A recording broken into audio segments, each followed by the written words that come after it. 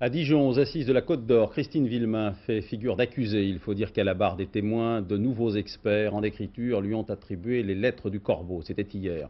Aujourd'hui, il était question de son emploi du temps le 16 octobre, le jour de la disparition de Grégory. Dominique Verdeillan, Gilles Ragris. À la sortie de l'audience d'hier soir, Christine Villemain présentait un visage fermé et sombre.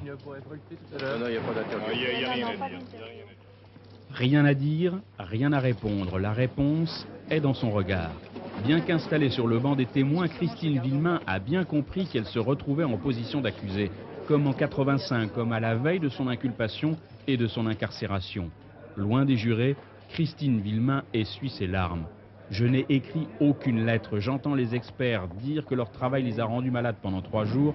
Moi, ça fait 9 ans que je suis malade. Et dans 20 ans, je serai encore montré du doigt, accusé d'avoir tué mon enfant.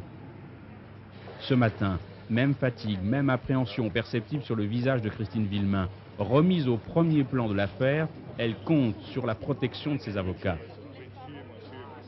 Cette même fatigue, cette même appréhension sont visibles sur le visage de Jean-Marie Villemain, filmé ce matin même avant la reprise de l'audience. À la barre, son épouse revit la disparition de Grégory. La voix est tremblotante. C'était un enfant farceur, espiègle. Je me suis demandé s'il ne se cachait pas. Vers 21h30, Jean-Marie m'a pris dans ses bras et m'a dit « Titi est mort ». Il m'a allongé sur le canapé. Il y avait un médecin à côté de moi. Après, je ne me souviens plus.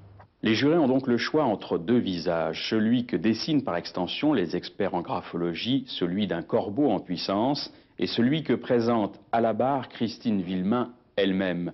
Ce n'est pas moi qui ai tué mon enfant, j'adorais Grégory. À la colère d'une femme suspectée ont succédé ce matin les larmes d'une mère innocentée par un non-lieu.